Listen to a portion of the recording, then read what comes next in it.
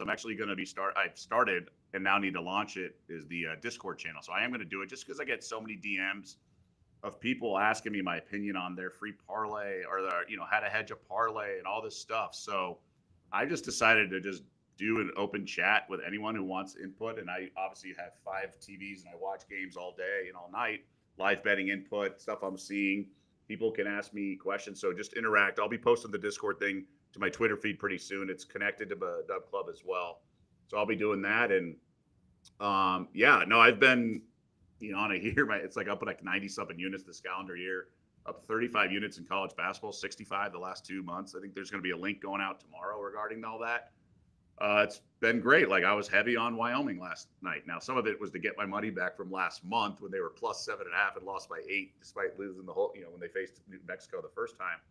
But I'm working on some plays for this afternoon. And look, it's a lot of fun. And again, want to extend sort of engage with all the fans out there and all the viewers and people who have questions and who are new to the betting space. I mean, I think that's the thing is I want to share some perspective and wisdom.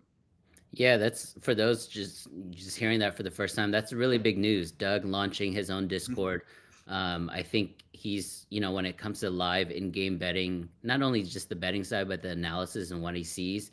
If he's going to be able to, provide that straight to your Discord, your app or your phone, that's going to be really valuable for you. And I've been over to his house like 3 or 4 times now. He is right. He has 4 or 5 TVs up. It does look like a sports book in there, so he doesn't even have to leave his living room. So that's really cool. I'll definitely be subscribing and joining his Discord. So let's get into the NBA, Doug.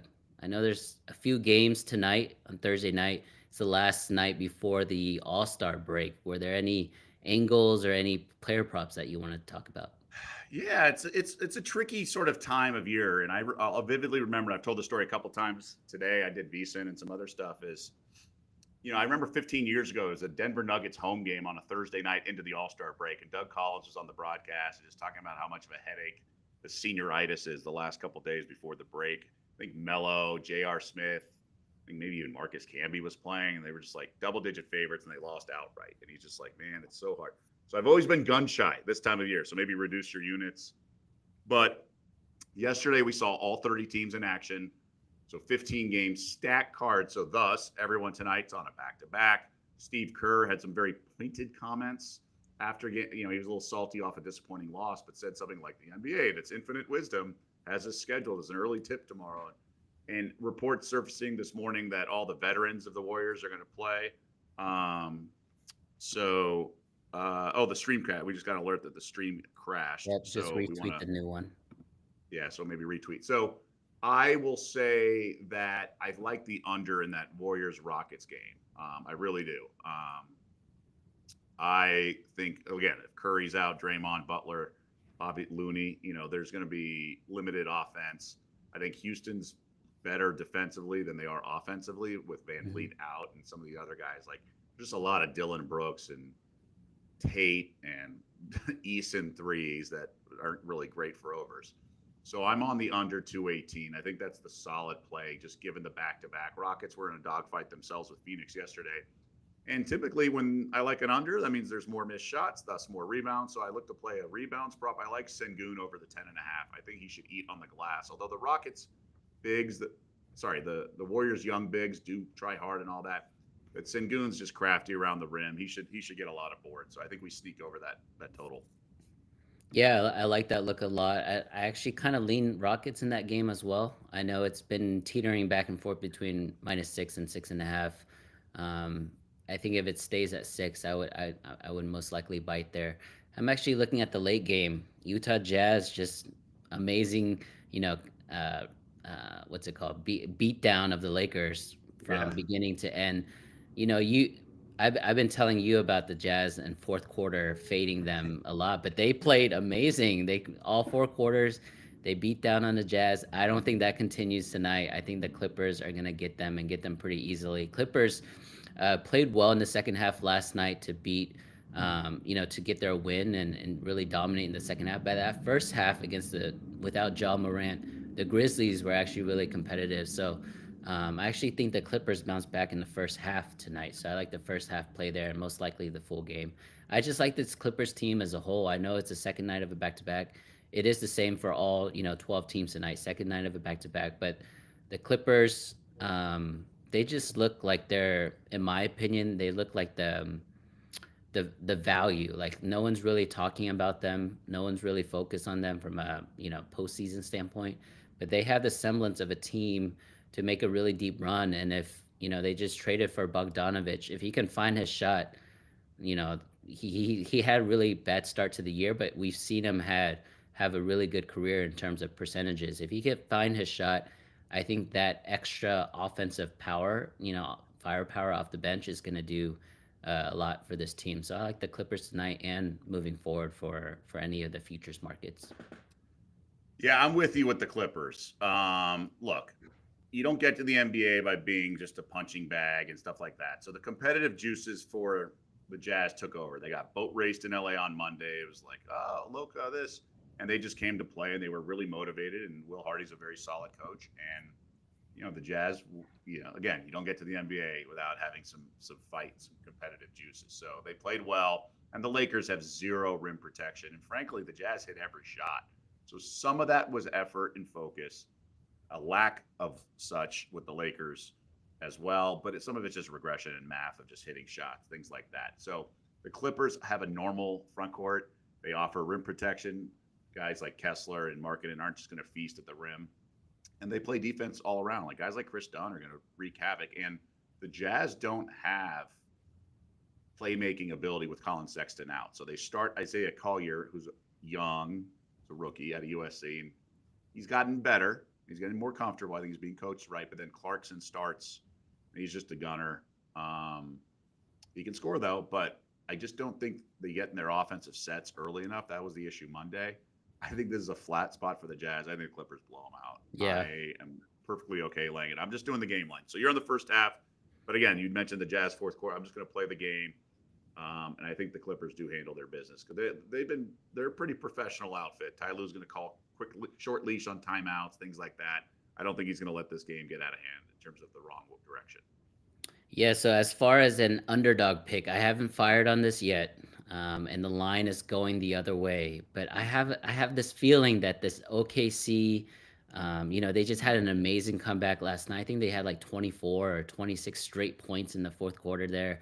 That was insane. I think the Timberwolves get them, and if I'm gonna like the underdog with the points, I would sprinkle the money line here as well. I think OKC with one of the best first halves ever, right? In not only team history but NBA history. They've already got Chet back. This team is really good, and I think they're focused to win, title or bust, especially with the MVP frontrunner with Shea. But I think just this one situational spot tonight on the road in Minnesota, you hope Minnesota is going to be able to bring their A game when it comes to defense, and then clutch shot making in the end with Anthony Edwards. I think that's recipe for a potential, upset tonight. I know it's 8.5 points. I know OKC is superior in almost every facet of the team, but I have a feeling. It's more of a gut feeling here. It's not anything to do with any models or simulations or math. I just feel like, Minnesota it's a good buy low situation for them. Yeah, I mean, it's steaming in the last hour or last 30 minutes, and it's because there's a bunch of guys questionable now for Minnesota. Gobert, Conley, Ant as well. Now, Conley's got the finger issue. Was always going to be a game time decision, but I worry about the T-Wolves. This is why I lean Thunder. It's Thunder pass. Two things. One, just, no DiVincenzo, no Randall. Like, there's limited play creating with Conley out. Like, who's going to get their assists? I don't know. And I think that hurts against an OKC defense that's locked down. And then the other thing is I give the Thunder a pass. Like, they dug themselves a hole. They were checked out. They're clearly looking ahead to this national TV game against Minnesota. That was a team that obviously, there's some playoff tension there. So the Heat had the flu bug. So I actually was fine with how yesterday's game went for the OKC Thunder. For me, it's Thunder or pass. But we may get a completely different situation if those guys are ruled out. Yeah, so it's the last night before the All-Star weekend.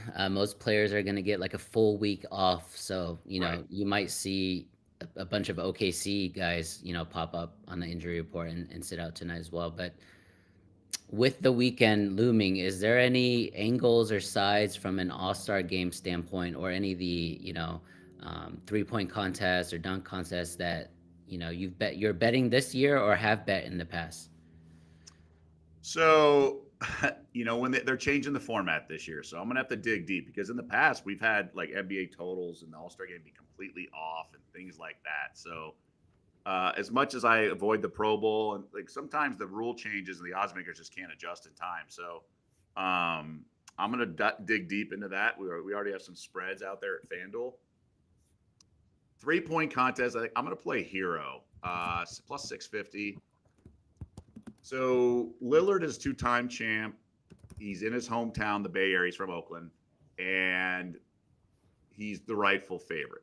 If you want to, first of all, this is going to be like a fraction of a unit play. This is just recreational. But I love watching the 3-point contest, and you just need to get hot. It's one of those things. And I think Hero.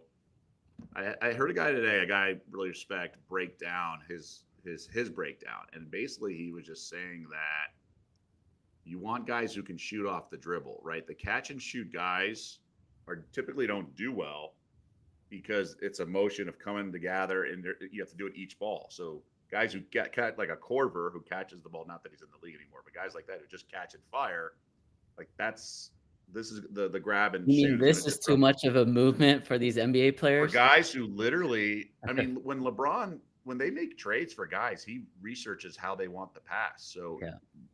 J.R. Smith always wanted the ball by his right hip and shot. So LeBron to throw him passes by his right hip. Corver and some guys like Batum always catches the ball at his head and then throw it. So it's not coincidence when these balls, land in certain spots because that's where they want the passes. So yeah, the guys who shoot off the dribble, and you can look up these stats on NBA.com, are typically better in the 3-point contest. So Hero is a guy who shoots off the dribble pretty well. And you also want the set shot guys. Like that's why Cat has won in years past and done well. The guys who shoot, so taller guys typically do okay in this because it's an exhausting, all those racks. Lillard's got a set shot for the most part, and that's why he's so good. If he wins, he wins, right?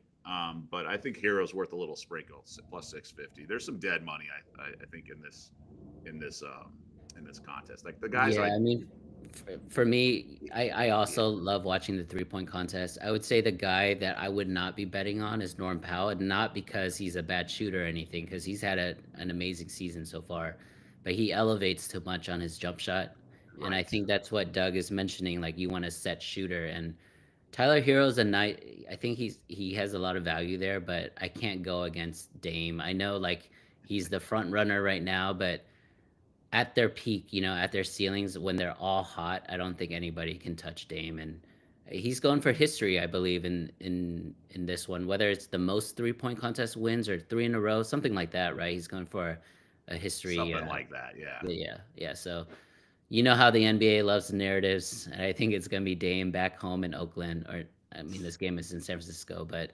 um, how about the I mean, just so people MVP know, he wears the 0 on his for jersey. O That's his Town? number Yeah, for the O for Oakland. Like yeah, he's yeah. very passionate about his hometown, and Does that mean you know, you like Steph Curry for MVP on Sunday then?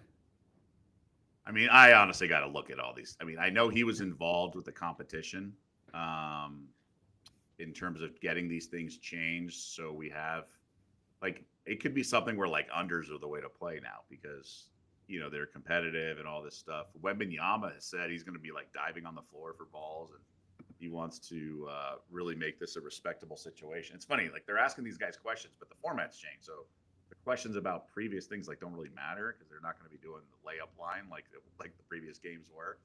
Remember they did the Elam score like 5-7 years ago or so, and Yeah. I was live betting on some of that because LeBron's trapping Steph in the corner. I mean they're doing crazy intense stuff. Yeah. So I do think when money's on the line, and we saw it with the NBA Cup, like there are going to be a lot of opinions in the market. We saw the WNBA All Star game, like a book was like 50 points off on the total. So there will be opportunities here. I just need to dig deep and talk to some people. So I'll say this. A lot of people don't know this about me, Doug, but I have like grown up, born in '84, growing up in the '90s, NBA was my sport. And so I taped VHS taped every single NBA All-Star game and I would watch them religiously because, we didn't have internet back then. We didn't have streaming service. So like in the summer without school, like that's what I'm watching. I'm watching old NBA All-Star games. And I'll say this, the lack of like defense and competition or whatever, it's not a new thing. Even in the 90s with Michael Jordan in his heyday, you see a lot of, you know, like cone defense, right? Like they just let other players eat and let other, people go on the fast break and have, no look passes, things like that. The big difference though is the skill level today because they're shooting so many threes, the scoring variance seems like it's crazy. So I just want to put that out there. There might be a little more competition back then, but they were also playing a lot slower. They were shooting a lot less threes. They were still dunking the ball a ton. They were still giving, Jordan wide open layups and Shaq wide open dunks all the time. So it happened back then too. I just want to like get rid of that narrative because I don't know. I'm just not. I don't like the guy standing on his front lawn and telling us how I it needs know. to be. It's the news cycle and the saturation of coverage. That's really what it is. It's people glorify the past regardless, but um, it's like Bill Laimbeer would get his head kicked in right now. Like Yeah, people think like first of all, he would not be allowed to clothesline people coming in the paint. And if you were, you don't think like LeBron would just like deck him? Like you think like people are afraid of Laimbeer being 6'10" and like no arm, no muscle on his arm? I mean, like, what do you guys think? Do you guys I mean, it's so crazy. Like the reason they don't do it is because of the malice in the palace and stuff like that. They'll get kicked out and they'll suspend it for the rest of the year because the players are on the court and the fans are right there and the fans are in the crosshairs. Like that's why they don't do it. Is because the league has cracked down on it. Um, are salaries too high? Maybe. I mean, the entertainment dollar is the TV contracts and all that, so they generate the money. It's like it's either them or the billionaires, or the owners. Um, so I just think it's kind of comical some of the pushback. Like the mile time doesn't get worse. The marathon time doesn't get worse over the years. Like it's called evolution. Like Wembenyama and Durant and these guys, like those guys didn't exist back in the day. Like Manu Bol shooting threes was a phenomenon. Now that doesn't mean the guys in the yesteryear couldn't play. Like the best players of the '80s and '90s could obviously play now, and they would have advanced nutrition and have advanced understanding of the 3-point line being 1.5x of the 2-pointer, and they would learn. And Jordan would evolve as a 3-point shooter just like LeBron has, and they would shoot more threes. Bird would be a gunner. All that stuff would be implemented, but for people to think the NBA players are not as good, I do think they're reckless and the regular season has deteriorated and they shoot too many early shot clock threes just because they're like, oh, it's a three, we can get away with it. No, like you should look for the best shot. But the best teams do have good offensive flows. It's just some of the sloppiness and laziness is what gets cherry picked. Like the Bulls having 29 points in the first half a couple nights ago. Like that's not really representative of what's going on in the NBA right I was on Pistons on both games last night and that game. So I mean, keep doing what you're doing, Chicago. All right, so let's get into college basketball, Doug. I know we both of us have been really hot. You've what 80, 90 units the last 2 months in college basketball. I only have one play. I'll get to it first, and then I'll give the stage to you. But I'm looking at Northeastern. Northeastern tonight. Let me get the stats for you guys here. Um, they're playing Campbell. They're 4.5 point favorites. Opened up around 3.5, so it has moved a little bit here. But when it comes to these small schools, Doug, I just tend to favor the home team a lot more, and this is the case here with Northeastern tonight. Any reader reaction to that? now. I mean, it's hard to have a widespread rule of thumb. Like, I mean, Belmont got smoked at Valpo yesterday. The home team certainly won, but there was another game I was on where the road team minus half or 1.5, whatever it was, they took care of business.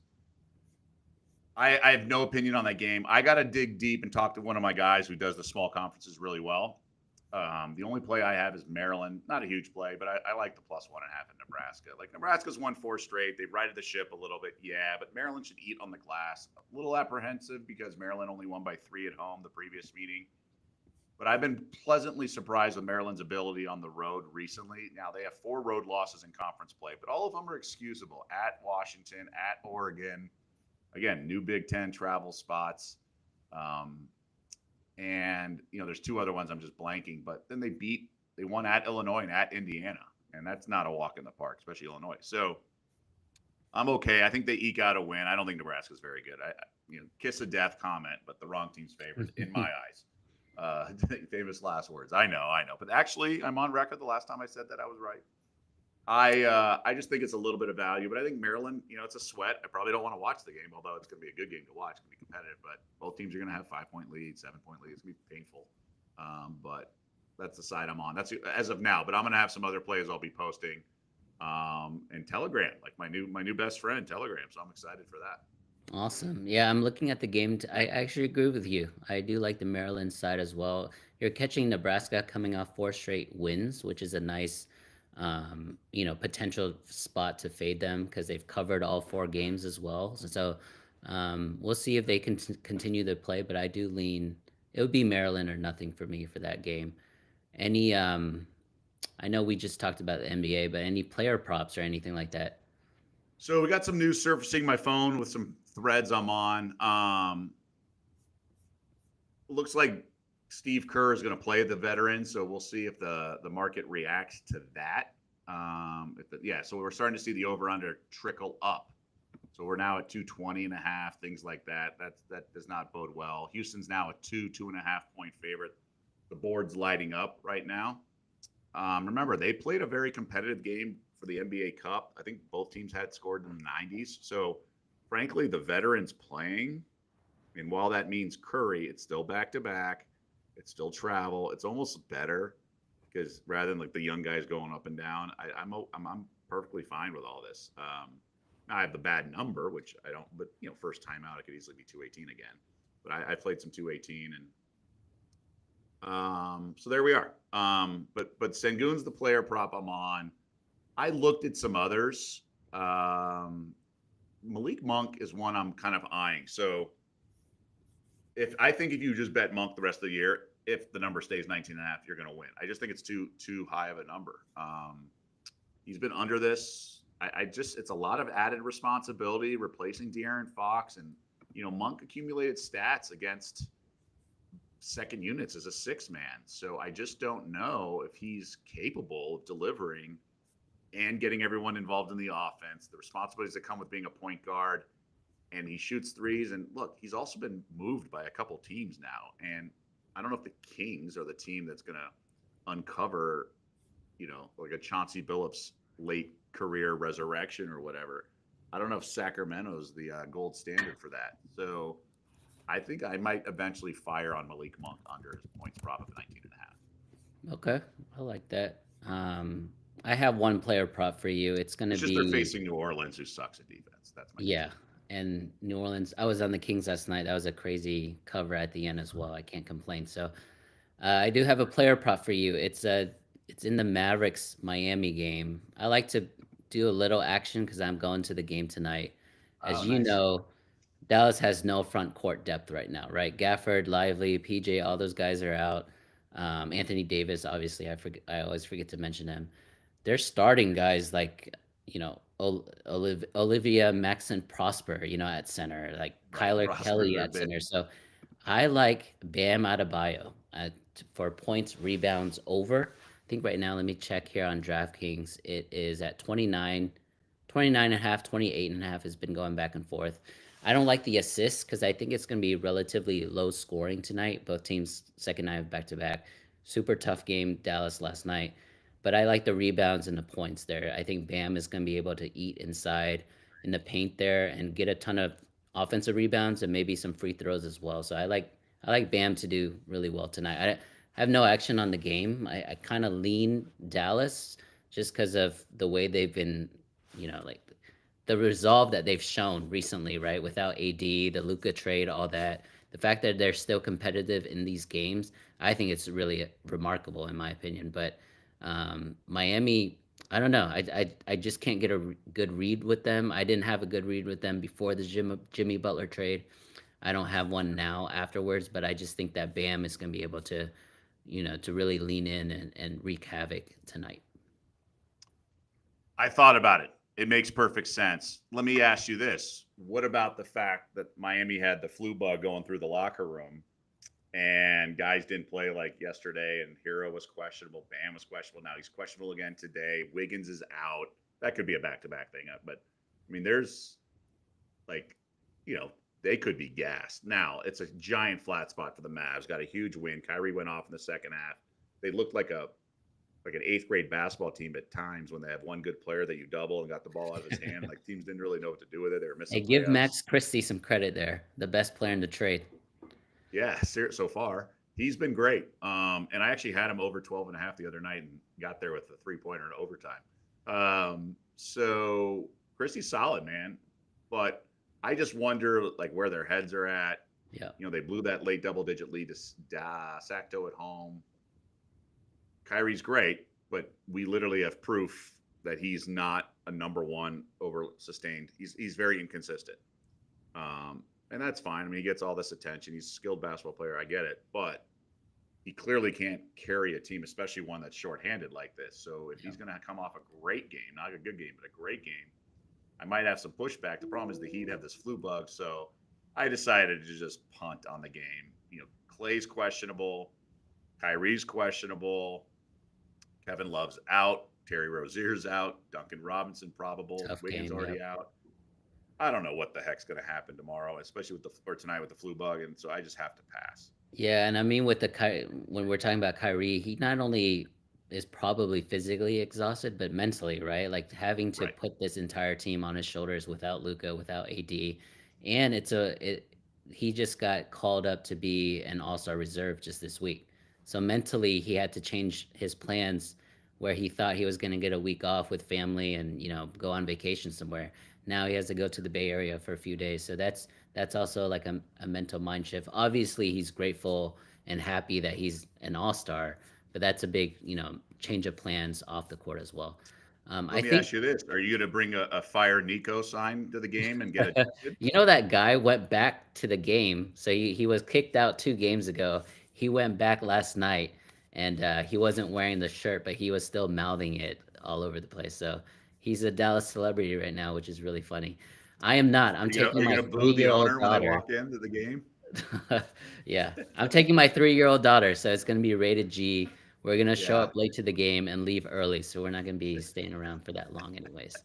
But I don't know if you know this, Doug, but we are gonna have a couple guests on. Not really guests, Good. but Alpha and Hefe, who are gonna be on this show in 15 minutes.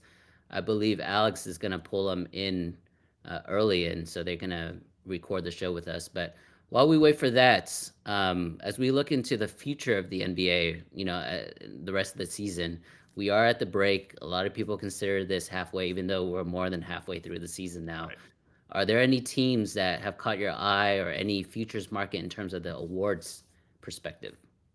Yes. So I'm sitting on a 30-1 Taylor Jenkins to win the Coach of the Year. I don't think it's going to happen, but I think he should be the second favorite. I don't think Udoka should be. I don't think Bickerstaff should be, although they've had a great season.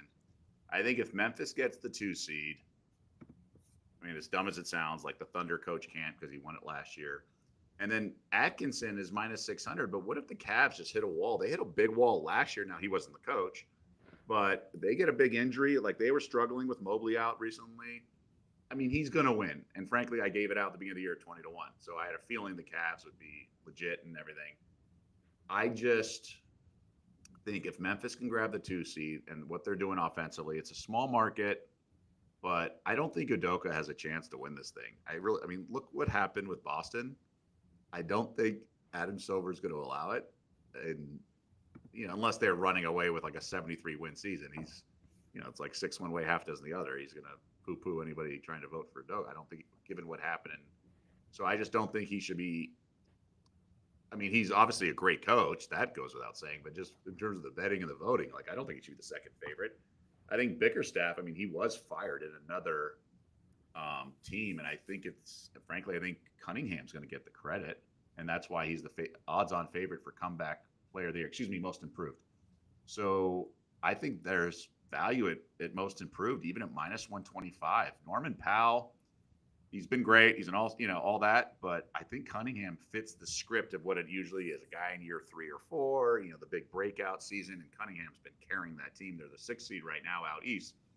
I think Cunningham minus 125 is pretty solid bet, but that's why I think there's value. Even at Jenkins at 18 to 1, I have 30. I still think there's value there because they might make momentum. I mean, they've been great this year offensively. They're best cover team. Not that goes into the voting, but they're clearly surpassing expectations. So that's where I am.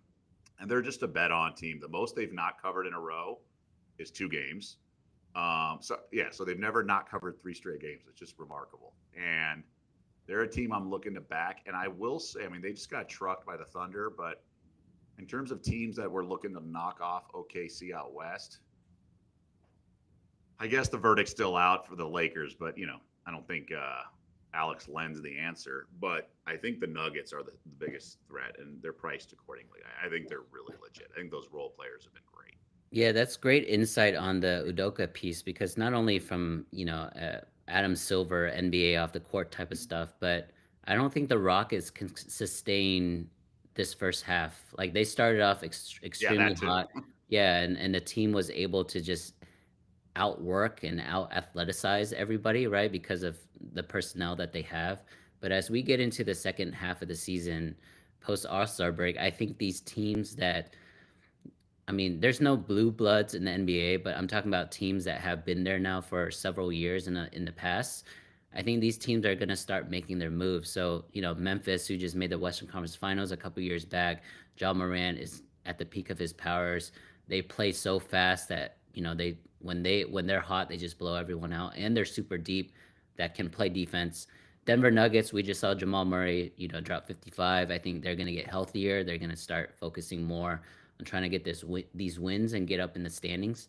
Because no one wants to finish the 4 or 5 bracket, right? Because you would play OKC in that second round. So you're going to see these teams really gun for the second and third seed, in my opinion, which means it's going to be a detriment to Houston. Even the Clippers, right? The Clippers are going to start winning a ton of games as well. So I agree with that. That's a smart look, especially because you already have the Cavs coach, right? Already there, Kenny Atkinson.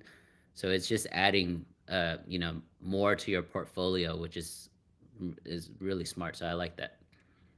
Yeah, you always want to grab value, right? Now, don't get me wrong. I've had great tickets of value in my trash can. So while a team, there's different degrees of value, right? So if somebody was offering you 1,000 to 1 on Udoka, you take it. But if there's just value, but it's going to lose, then it's like, what's the point, right? It should be this number, but that's where sort of the math guys will be different than someone like myself who's very eye test driven. And that's the difference is I kind of have a feel. Now, with that being said, I thought my Josh Allen MVP ticket was dead because of the all-pro voting. Oh yeah, you did hit that. Congrats, man. Congrats.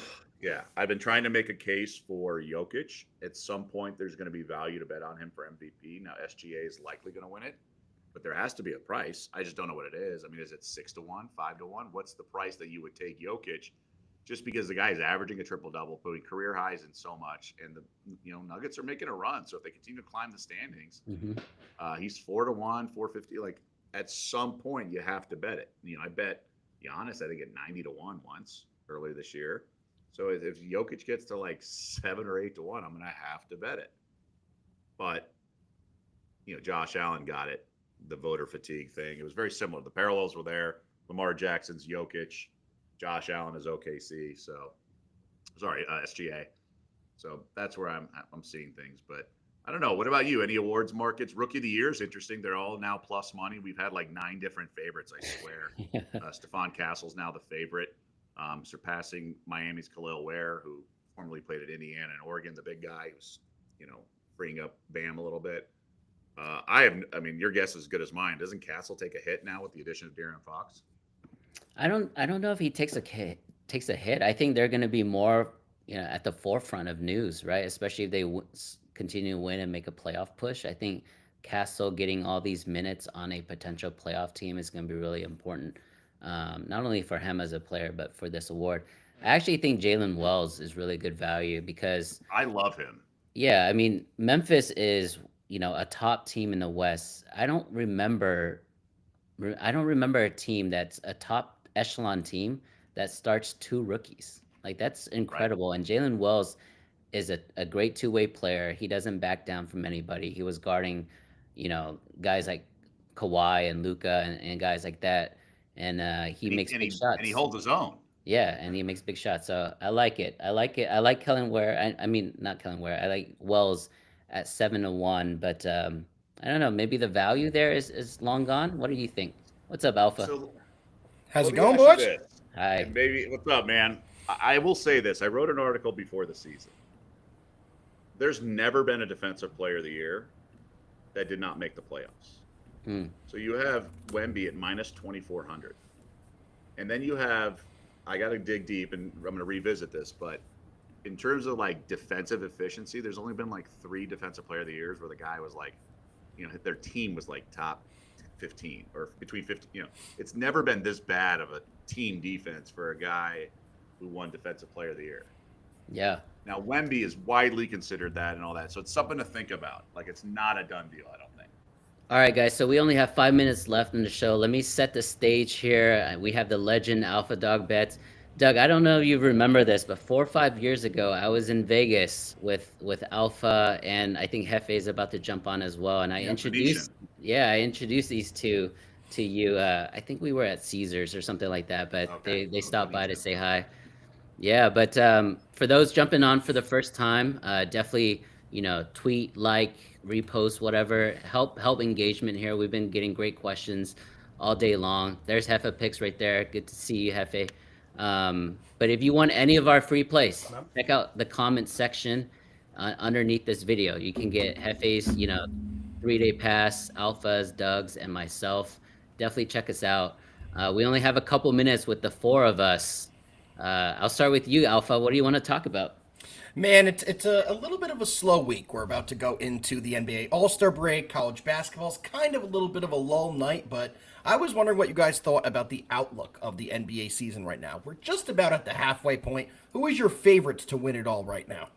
That's a great question. I'll start, and then Doug, you can chime in. But we were talking about how, it's a little correlated, but we were talking like Coach of the Year. We were talking Rookie of the Year, things like that. And so one of the teams that are dark horse for me would be Memphis, just because I like the way they play offense. Their pace is really high. They're going to shoot a ton of threes. And then when they grab their bench, all their bench guys, Scottie Pippen, Aldama, all those guys play defense, right? And so I like that a lot. But my pick as a dark horse, both conferences, if you include, I like the Clippers. I've said that now for a couple weeks, but I like them, and I think they've been making really small moves instead of those really, like front page grabbing news, and I like that team moving forward. What about you, Doug? So it's interesting. DraftKings has Thunder favored. FanDuel has Celtics favored. That's nice to see just variance, right? Yeah. Thunder are pretty loaded, right? When they get Holmgren fully healthy with Hartenstein, I get uncomfortable watching Lou Dort shoot threes and some of the offense versus the Celtics make it look easy. And I do think it's going to be tough to beat the Celtics 4 out of 7. But I do think the Cavs are capable of it. I'm not so sure. Like, I have a buddy who's a Boston fan, and he's like, oh, we're done in the second round. This team, blah, blah, blah. I just think that's the regular season annoyance. They're pretty good when things are clicking. We saw that against the Spurs last night. In terms of the value of, like, the odds, I understand the attractiveness of the Clippers and Grizzlies. I don't know if Ben Simmons' acquisition is pushing AC I over love the it. edge. That's championship caliber piece right there. I still think the Nuggets are going to be so dangerous with Jokic. And those role players are becoming like ball hoopers. So I haven't pulled the trigger on a single futures bet in terms to win a conference or the title. So I'm a little apprehensive across the board. I definitely understand that. As a Knicks fan, I was really hoping the Knicks were going to be more of a title contender this year, but I have to admit right now, I do not see any way that this New York Knicks team can beat the Boston Celtics. It's just every time the Knicks play them, the Celtics are shooting better, and the Knicks defense just has not done the job. They've been statistically the worst defense in the NBA, and going up against a Celtics team that just can't stop scoring, moves the ball beautifully, and their rotations and their depth, I just think they're going to be a little difficult to beat coming out of the East. So for me, I think the Celtics will come out of the East. On the other side, I think the Thunder are going to come out. I know those are the two chalk plays right now, so it's not very exciting. But I do think the Thunder are the deepest team in the NBA. If I had to pick any team at this point in the season, I would probably go with the Thunder, as their guard play is fantastic, their big play is fantastic. As I said, I am a Knicks fan, so unfortunately we did have to see Isaiah Hartenstein leave the Knicks and go over there, and I think he's an absolutely massive piece for that team, and they'll continue to keep ripping off some wins and be a real threat when we get to the playoffs. Yeah, let me throw a couple questions back at you guys. So Hefe and Alpha both are New Yorkers. We both, from an NFL standpoint, we're both in NFC East. It was tough to see Philly win another Super Bowl. I'll start with Hefe. How do you feel about Philly's Super Bowl, and what do you think the Giants are going to be moving forward? I'll start with part one. And thanks for having me on, guys, by the way. But Eagles absolutely showed why drafting well can win you championships. If they could give a Super Bowl MVP to a front office exec, it should have went to Howie. But obviously they can't. The way that they have the roster structured, especially moving forward with the cap space that they have available to them because of all the young contracts they have, is exceptional, especially even when you think about the cap hits for even somebody like Hurts, which I believe next year's only at like $20 million. Yes. Is incredible compared to other quarterbacks. So they are set up for the future, and that is purely because they've just drafted phenomenally, and they made very few free agent signings that went bad. You could make a case that one of their big ones last year went bad. The guy didn't even play in the Super Bowl, Huff, and yet has no effect. Giants, man, Giants are at the basement floor of the NFC East. They are going to be breaking their necks looking up the other three teams for a long time. If you want my quick synopsis here, I will be very upset if with the third pick in the draft, we draft one of those two quarterbacks. That's not how I want to go.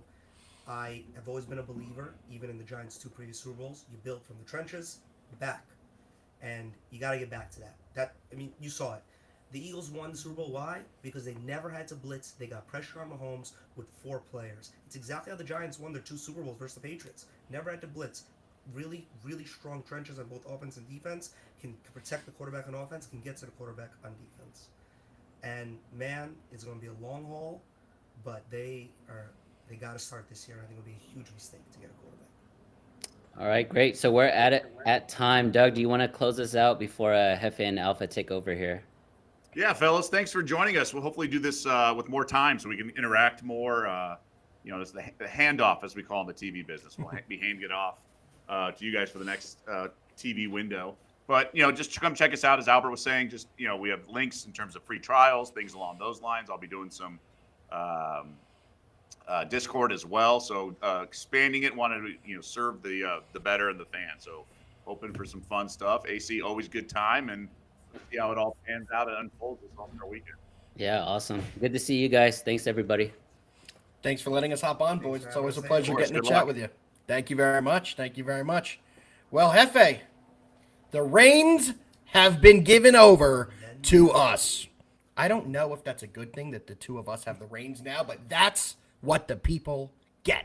Hefe, we kind of alluded to it. We were talking about it with the fellas right before. And guys, if you do not follow and subscribe to Doug Kazarian, check him out. You saw his ats all there previously. Same with Albert at Analytics Capper. They're both phenomenal cappers, phenomenal people. Make sure you guys follow them and support them as well. We appreciate everybody tuning in to us today. Hefe, we were just speaking a little bit about the NBA. What we think is currently going to be the NBA championship, who's going to make it out of each conference. But really, I wanted to talk a little bit about the totality of the NBA right now. I know we came on here, I did say it's a little bit of a down day. There's not a ton of action. We're gearing up towards All-Star Weekend and all of those fun activities. But the next couple days are a little light on the daily gambling scale. So it's a good time to take a look back and talk about reflecting on the early part of the NBA season. I know we also spoke a little bit about we're Knicks fans. We could talk about the Knicks defense. But I really do want to talk about the totality of the NBA to start. Hefe, a lot of big moves at the trade deadline. Any big moves that you think are going to be the biggest impacts going forward? I'm assuming we're probably going to talk a little about the Luka Doncic trade, but what do you think was the biggest trade at the deadline, and who was your favorite team in the second half? So, I don't want to get into the whole biggest trade. I want to change the question to which trade do I think, whether it's the biggest one or the smallest one, is going to have the biggest effect on a team this season? And why I want to word the question that way is I kind of want to take Luka Doncic out of this. Because obviously that's a trade that is the biggest trade we've seen in the NBA, quite possibly ever. Yeah. And the ramification of that trade will be felt for the next 10 years. But not this year, in my opinion. I agree. I do think that's for the long term instead of really a short term. I want to talk about a trade that I don't want to call it a small trade because I don't think it's a small trade, but it's a trade that a contender made that I think is the perfect fit because it was a void. I want to talk about DeAndre Hunter to the Cavs. I think that is not getting enough love of how big of a trade that is. And when we were on with the Doug just now, I think he mentioned to it, he's not really scared of the Cavs, more of a regular season team than a playoff team. And why is that? That's because in the playoffs, things slow down. It becomes a possession game. It's not so much fast-paced running up and down. It's really possession, possession, possession. And to win in the playoffs, you need to have fantastic wing defense. I think DeAndre Hunter fills that void immediately for the Cavs. I think they got him for the matchup with the Celtics because they need somebody, anybody, to step up on a wing and guard either Tatum or Brown. Yeah. And have combination of Evan Mobley or Donovan Mitchell, who's a really small guard, step up on the other one. Big trade, and I'm not saying that all of a sudden I think the Cavs are going to win the East, but I think now they're way more competitive than they were, and I love the makeup of their team. Agree. And obviously they have the best record in the NBA for a reason. So, yeah, I would totally agree to that. 1,000%. Also, Hefe, do me a favor. Check your mic settings. You're coming in a little low. I think we may have it in the wrong one. So full transparency. We jumped right on, did not get to check our audio and all of our different settings. So I do apologize I'm about talking low. I got my new dentures in. Very nice. You'll have to show everybody your new smile as we go forward here. Oh, looking good. Looking good. And I agree with you. I think the Cavs are a real threat coming out of the Eastern Conference right now. The moves they made at the deadline, I thought were very strong as well. I can't believe the Clippers signed Ben Simmons, bringing him into that dynamic of a roster. I know Albert was just talking about that previously. To me, I found that very interesting. I thought that was a nothing move either, but apparently a lot of people think he will be a big help to that team, so more to come there. It'll be great to see him out of Brooklyn with that Nets team. That was a disaster. To be honest, his whole entire career on the East Coast was kind of a disaster since he's got here. Doesn't matter what team he's been on. So hopefully he can get it together. One more thing I wanted to talk about, Hefe.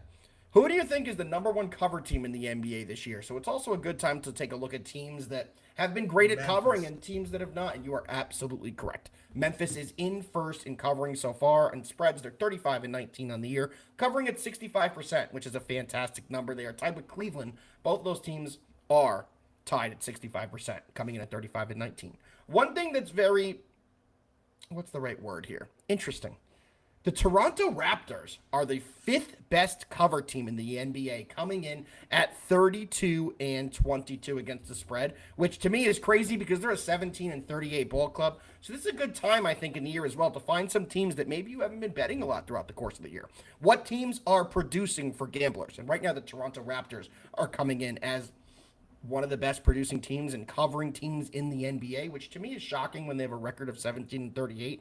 But yet again, they're against the spread right now is 32-22. So, Hefe, early through the year, what has been your favorite team to bet on in the NBA this year? What has been the most profitable team for you so far? Which team have you been riding heavily? And are you going to continue to ride them if they keep getting you winners? To be honest, early in the season, I found a lot of success with the Pistons. Sadly, I think the books kind of are catching up to the Pistons as the lines are getting a little sharper. A team that I like to back right now, and I know that they actually played last night. I'm not even going to back them tonight, but I think the Warriors, you can get some value on them with the Jimmy Butler trade coming in. I think their style of play has changed, a little bit rejuvenated. All of a sudden, Jimmy realized how to play basketball again. I like them in the West. In the East, early on in the season, man, was I on that Magic train. And then every single person who ever wore a Magic jersey got injured. Everybody's getting healthy, but yet they kind of haven't found that spark that they had in the beginning of the year. Yeah. They're actually been a fade team for me recently. Me too. So in the East, I honestly am struggling to find a team that I really love. I have my spots. Really, there's not a team this year in the East that I'm like, you know what, I'm on them all the time. It's Totally makes situational sense. in the East, and that honestly says a lot about how weak the East is from the 4 spot down. It's Yeah. ridiculously weak. When you go to the West, I think it's such more of a stronger division. The Blazers are a team that even though they have a 23-32 record, they play hard and they play exceptionally well at home. I love backing the Blazers at home.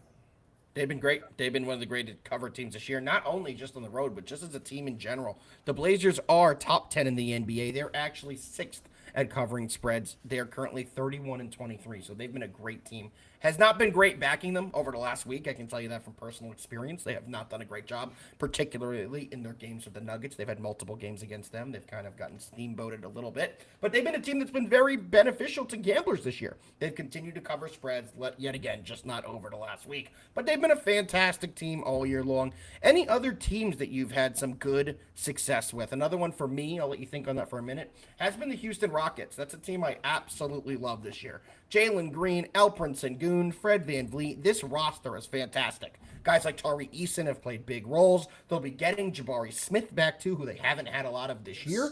How do you feel about this Rockets team? I mean, there was a lot of rumors that early in the year it kind of died down a bit towards the NBA trade deadline. But a lot of people thought that a guy like Kevin Durant was going to get moved to this Rockets team and maybe propel them with a veteran like himself. So, right now, the Rockets are the 4 seed. Lakers are the 5th seed. That's the best possible matchup for the Lakers I think I could possibly see on the board. The Rockets are, and I know it's a sports, talk thing to say, 1 year away. They have virtually zero playoff experience besides Dylan Brooks and FEV, who is a champion. But And Steven Adams has a little bit. Yeah, but that's not the same Steven Adams we're talking about anymore. Yeah, I mean, he's a body to rebound. Yeah. And FVV, honestly, probably the most experienced. I can't think of Dylan Brooks having much experience outside that 1 year with the Grizzlies. But FVV obviously won a championship. Fred VanVleet, I'm talking about, won a championship with the Raptors. Comes with a ton of experience. But their main offensive players, Sengun, Jalen Green, can't even think of. There's so many freaking Toms. I can never remember which Thompson twin they have. So I'm just gonna say the Thompson. A. Thompson. A. Thompson. A. Thompson. These guys have no experience, and when the game slows down and it's situational basketball, I think they're gonna struggle a bit. And man, would the Lakers just run them over? Because let me tell you, who has too much experience, LeBron and Luka. So that'll be a great matchup for them. I can see the Rockets being very active this offseason. They need a veteran wing scorer, and man, do they have the assets to trade for one. So I could see them really being heavy in free agent. I'm not, off the top of my head, I don't know which, star players are going to be free agents this season, but I think they're going to be in the market for one, and they can absolutely afford one with the hell of young talent they have. Absolutely. You know who's been great for them has been Dylan Brooks, a guy that I kind of written off. He didn't have a great couple years. The last couple years, he had his whole drama with LeBron James in the NBA playoffs, which kind of propelled him out of Memphis. Then he couldn't get a team for a while. Then he ended up in Houston. He's been fantastic. He's shooting the 3-ball great for this team. We were talking about which Thompson brother and how great he's been. It's been Amon Thompson. And Amon Thompson's been absolutely fantastic this year. He's a 6'7" wing who could basically do anything. He can shoot. He could attack the rim, and he could defend a little bit as well. And a guy like Cam Whitmore coming off the bench, a guy that nobody believed in. He completely fell in the draft, and has completely turned his stock around. He's a very good player for this team. They have young guys like Reed Shepherd, who has a great potential future, but he can't even get on the court right now because of how many young stars they have ahead of him. And they have legitimate stars on this team. The first time in a long time, this Rockets team feels like they've been built the right way. It feels like they're built for success, and will be around for quite a while. So I am excited to see what this Rockets team does. They've been very good to me. And Hefe, that's a good segue. Let's break down the Rockets-Warriors game tonight. To me, I think this is one of the most interesting games that we have on the slate. The Warriors are coming in 27-27 on the year. They're 12-14 on the road. They're taking on a Rockets team that is 34-20 on the year and 17-8 at home. This Rockets team is unbelievable when they play at home. We all know what happened last night with the Warriors. They played a game last night against Dallas. That game went down to the wire, and that game ended after midnight. So after midnight, this Warriors team had to travel to Houston and get ready to play the game tonight at 8 o'clock. They are the early tip, which is a little weird, saying an 8 p.m. Eastern time tip is the early tip, but that's what they are tonight. Coach Steve Kerr said in a press conference last night, our guys are exhausted. I think we are going to let the veterans rest tonight. This is an interesting game to try and dissect. Which players do you think will be in tonight, and what do you like in this game? Currently, the Rockets are favored by 6.5, and I think that's a very interesting one. That's what they were a little right before the show. What are they? Oh, now it's 1.5. It's completely dropped since before the show. Wow, this line is completely moved. That's what I was about to say. When I looked at this line in the morning, it was at 6.5. Mm-hmm. Now it's at 1.5. That's crazy. Player FEV's not playing. That's already been announced. Jabari Smith's not playing. That's already been announced. Steven Adams, Tariq Eason both out. For the Warriors, here it is. Only Kuminga is out, but we saw Steve Kerr put out a basically notice that he doesn't expect his veteran players to play tonight. Yeah. And to me, that means no Jimmy, no Steph, no Draymond. I am wondering why the spread dropped by 5 points. Are Rocket players not playing? Is Sengun not playing tonight because he has I think to head that's over safe to say. to San Fran? Jalen, I'm not sure Jalen Green also is going to San Fran. I think he is for the rookie game tomorrow. It's very possible that this is a absolute bench game for both these teams. Yeah. With that being said, Rockets money line. Yeah, I'm going through it here trying to see if they've designated any players to be officially out for this game yet, and they haven't. I'm going through Underdog right now, who Underdog usually is the first one to have all the lineup announcements, and they have nothing currently on this game, so I think it's safe to say that after the shoot-around this morning, they found out that a lot of the Rockets players are not going, which completely changes the way I was looking at this game. I actually liked Golden State tonight if they were going to go with a bunch of veterans, and we would have had the Rockets playing with some of their guys, maybe not all of them, but now I'm definitely going to be on the Rockets train at home. If you can get this money line at a minus 115, that's exactly what I'm going to play, and it's probably going to be my play of the day today. I think the later the day goes, we will find out there will be a few Warriors that won't be going. I'm assuming Steph's not going to be going. He could, but even if he goes, I don't think we see a full workload from Steph. I know he's got a lot to do in the All-Star weekend, so I don't anticipate a healthy dose. Yep, I don't anticipate a healthy dose of Steph tonight, and I think this Warriors team needs a break. They're 27-27. This year has been exhausting for them. It seems like whatever can go wrong for this team has gone wrong. I know that they just brought in Jimmy Butler, but they really have not had a Warriors-type year, and it's kind of sad because we know Steph is kind of not winding down, but this is one of the last few years of his elite gameplay. I still think he's an elite player. He'll always be a great shooter, but he's still very fast. He's able to move up and down the court very well. And how many more years can he do this? So I am happy they got him a guy like Jimmy Butler, so maybe we can get a playoff run out of them. But what do you think about this Warriors team? That's a good way to talk about it, too. So I'm definitely taking the Rockets tonight in this spot. But long term, I kind of like the Warriors having a chance to sneak their way in the playoffs. So, two-prong answer for me. One, just beware of every game tonight in the NBA. Every single team is on a back-to-back, being that today there's no games tomorrow. Yeah. And there are going to be a lot of last-minute DNPs, do-not plays, just because, quite frankly, Cabo's on everybody's mind. It's either you're going to San Fran or you're going on a week-long vacation. Nobody is really focused on what's in front of them tonight. So be weary and wait, especially if you're a props person. If you're a props person, tonight could be a big moneymaker because you can wait, get a last-minute out by Steph Curry, and take somebody like a Buddy Hield who is going to get some run tonight. Yeah, absolutely. That type of deal. So if you are a guy or girl who likes to play the props, tonight is a possible big moneymaker for you. But you gotta stay patient, and you gotta have the right people's notifications on, and when those people are in or out, boom, jump on it. So back to your question about the Warriors. So Jimmy signs this extension, so now he's gonna be paid next year and the year after, and that's the window. I think I'm not saying Steph Curry's retiring in 2 years, but the Steph Curry that we know will. It'll be up to him if he wants to ever take that Ray Allen approach to the game and understand that, hey, he can't be that guy anymore. Maybe come off the bench. I personally can't ever see that happening because I think Steph Curry is one of those guys that if he can't start, if he can't play 25, 30 minutes, put up 25, 30 points a game, he ain't gonna be playing.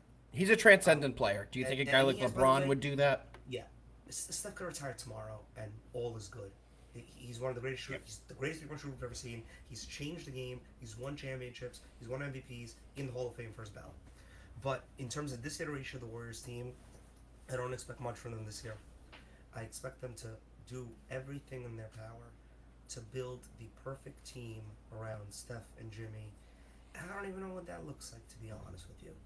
I think that they have to have a real conversation with Draymond. And I was going to say, that was my next question. Do you think Draymond should return to this team? Because if I'm Steph Curry, I'm so sick of his what's the right word here without cursing. You know what I mean. Sixth man of the sixth man slot and role. Possibly not even. He can't start anymore. They need a stretch 4 or 5 in there so bad. Yeah. Somebody that comes to the top of my head, and I know they've been trying to get him forever, is Lowry Markkanen. Man, he would work perfectly with the Warriors. He would be a good fit. They need somebody that, because of the threat that Steph is from the key, that if you have one of your big men also be a threat from the key on the opposite side of the three-point line, the whole paint is open for Jimmy to just go and force and ones all day. Yeah, absolutely. So I think the Warriors are going to be one of the more interesting teams to watch in the offseason. Them and the Rockets in terms of how they remake their teams to go forward. Warriors tiny window, Rockets much larger. Yeah, I would agree. I mean, the Rockets are very young. They're building for the future, and they have a very good, solid young core. I think they're only going to get better. The Rockets are a team that I have pretty high stock on going forward, as we just said. So, Hefe, we're going to move on from the Rockets game, Rockets-Warriors game, talking about them, to another game I'd like to talk about tonight because I do think it's playable, and that's going to be the Kings taking on the Pelicans. So let's see if I can pull up the current injury news on this game and see who we're going to have playing in this one. We all know Zion Williamson. Is he a real player? Is he not a real player? He's already been ruled out for this game, as well as a few other key members of this Pelicans team. Kelly Olynyk ruled out, Jamal Cain ruled out, Brandon Boston ruled out, and as we know, Herb Jones is ruled out for the year. On the Kings side, it looks like every single person is a go tonight. They don't have anybody on the injury report. However, like we said, teams are a little tired today, and 8.5 is a pretty large spread in an NBA game. What do you like in this one? Would you be taking the Kings with 8.5, or are you going to take a shot at the Pelicans? Just played last and the Kings won by points or 9 points? 8 points. So Vegas is basically saying, all right, you think they can do it again? It is so hard to beat a team back-to-back. I don't care how bad they are. And now looking at the season series, this is actually the last time these teams are going to play. Kings have won all 3 games.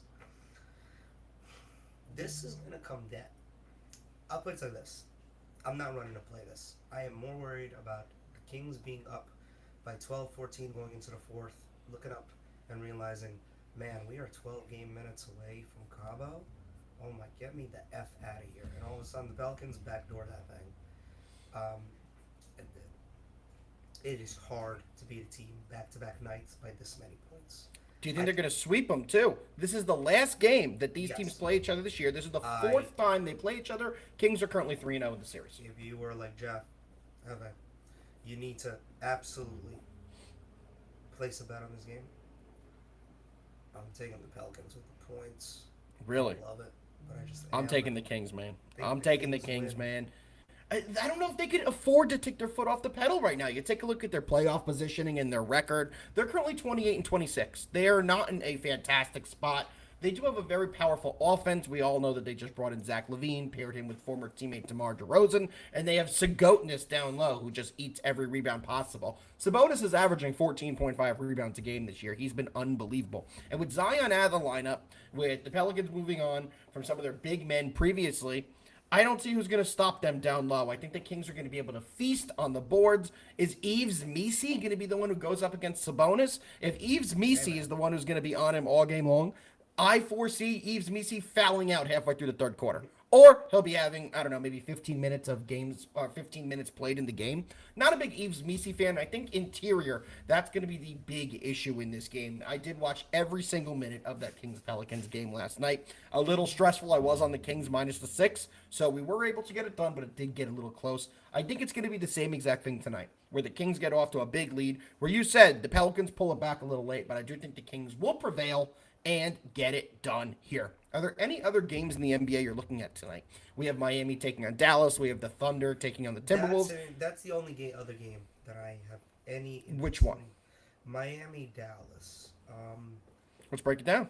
I'm looking at this game here, and Dallas had a great win yesterday at home against the Warriors. They're at home tonight.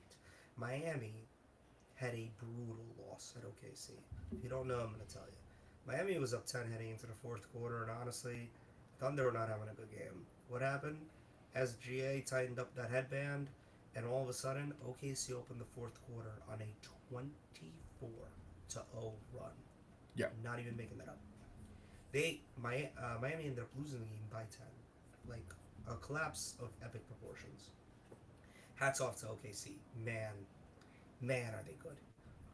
But you have this game tonight. The Mavs are already shorthanded. We know that. No Gafford, no PJ, no AD. None of those players are going to play tonight. Yep.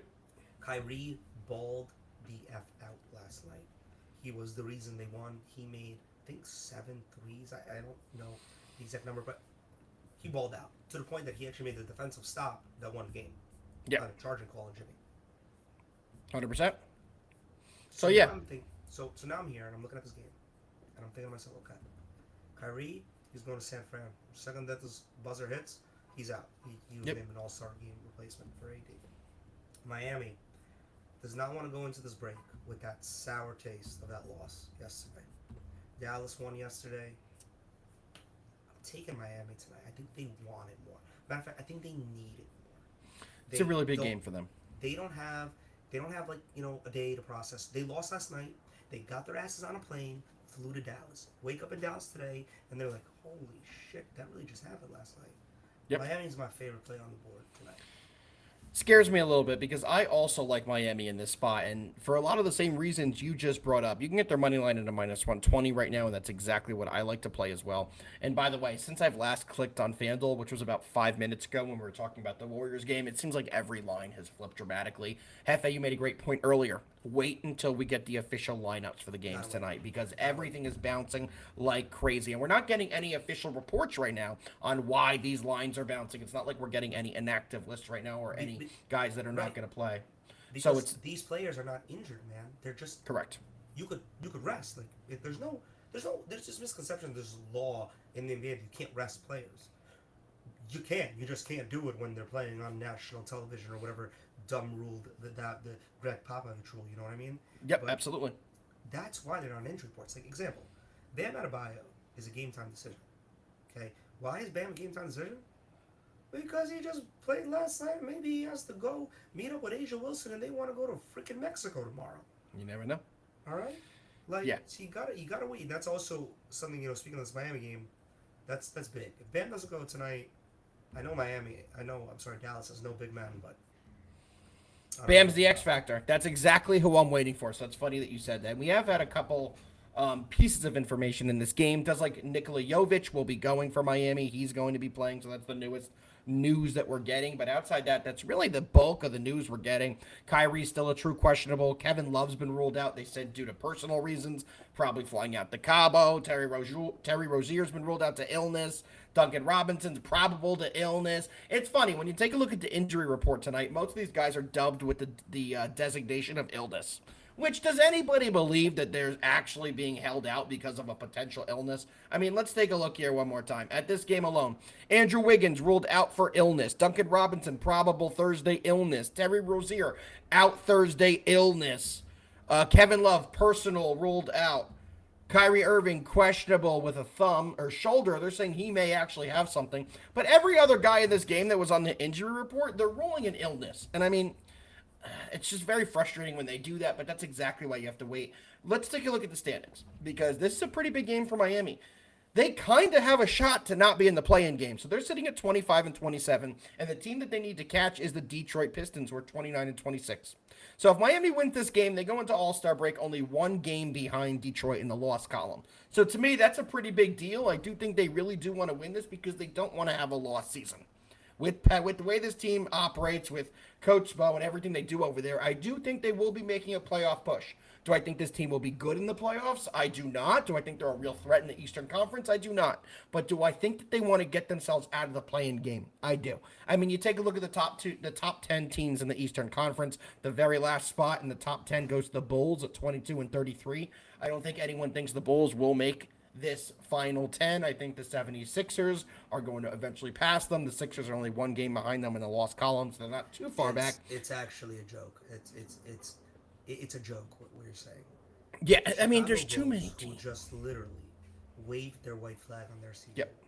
Make it as the 10th seed, the final play-in team in the Eastern Conference. Adam Silver's got to look at something and change something. Well, I mean, ain't nobody want to watch the Chicago Bulls in a play-in game. I mean, you take a look at their record; they're 22-33. So, I mean, I'm not a big fan of the new 10-team format on each side. I'm going to be honest. I like it better with 8. I don't think every single freaking team needs a chance to go in, but this just shows how weak the Eastern Conference is. So the very last spot in the Eastern Conference is the Bulls, like we said, at 22-33. They're trying to hold off the 76ers at 20-34 and the Brooklyn Nets at 20-34. It's a 3-team battle for the last spot, if we're being completely honest. I don't think there's any other outcome that could happen besides one of those 3 teams getting in. And to be honest, I would probably take the Nets off that list. It's either going to be the 76ers or the Bulls, and I'm pretty confident it will end up being the 76ers. I don't know. I got a sleeper for you. I think depending on when Brandon Ingram come back from injury, Raptors are 5 games out. They can make that up in the second half. The number 5 cover team in the NBA is currently sitting that far back in the Eastern Conference Chicago standings. Bulls, at one point in March, mark my words, are going to go on a losing streak of epic proportions. They don't want to win. You're just going to see them stop camping to win. And I'm telling you, they're going to go on a 7-8 game losing streak where you're just going to look and you're like, how many points do they score? I think you'll see Vucevic's minutes go down. Like, you'll just see them playing their younger, more inexperienced guys more as they want to see what they got on their roster, so to speak, aka tank. Work for draft pick. Yep, tank for draft pick. I agree with you. That's why I think Philly's going to get out. That's their mindset. Philly is not real. Philly's in the worst spot in the league. They're in the worst spot in the league. Tyrese Maxey is going to ask for a trade in a year. The team is not real. I don't even want to talk about them because I actually can't figure out what I can't talk about a team when I have no idea when their best player is ever going to play, or not going to play, or is going to play, or injury management, or can only play this game, or can only play on the road, or and then you got Paul George, who, oh my God, what a bad contract that's going to be. What a bad deal. Is not going to be is. The man couldn't even get 10 points the other game. No max. Yesterday he had 2. He had 2. He is horrendous. You could see the decline, and that's. The two-way wing player declines faster than anybody else in the NBA. LeBron not counting in this category because he's an alien. I was gonna say he's not human. He's not. Let's not even talk about LeBron. Just like in the NFL, we don't compare people to Brady in terms of longevity for age. The two-way wing defender in the NBA ages the fastest. Why? Because you're putting out energy on both ends. Yeah. Look at Kawhi. Kawhi was supposed to be the greatest player ever. He gave his knees to Toronto. He got them a championship. Comes to the Clippers. I'm willing to put this on record. He hasn't had a good season since. He's had good moments, but has not had a good season since. Same thing with PG. He was at his prime, I would even say, with OKC after Indiana. Indiana was his apex. I mean, he was incredible. And he had a catastrophic injury. That takes a toll. It really does. Exactly. I'll never forget that injury. That was nasty. And gross. It was disgusting. But the two-way player is the player that, when they're in their prime, they take advantage of. Perfect example, the Celtics paying Jaylen Brown what they paid him. Why? Jaylen Brown is an exceptional, probably a top 3 two-way wing player right now in terms of offensively and defensively. And when you could have those players, there's nothing more important in my mind in today's NBA. Yeah, 100% agree with you. I couldn't agree more there with that. 100%. All right, Hefe, I think we've reviewed a lot of the NBA, but there's still one big event coming up in the NBA this weekend. I want to talk to you about it. I know you're big into the NBA All-Star Weekend.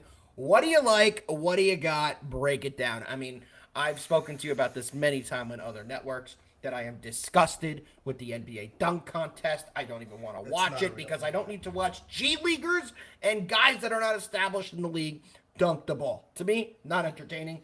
But I know you like to find some edges and some value. What do you like in the All-Star Weekend? Here's the thing. So they're doing this new All-Star game this year where no more East and West. They split all the teams up. It's like 3 teams of All-Stars and 1 team of rookies, I guess. I don't even know.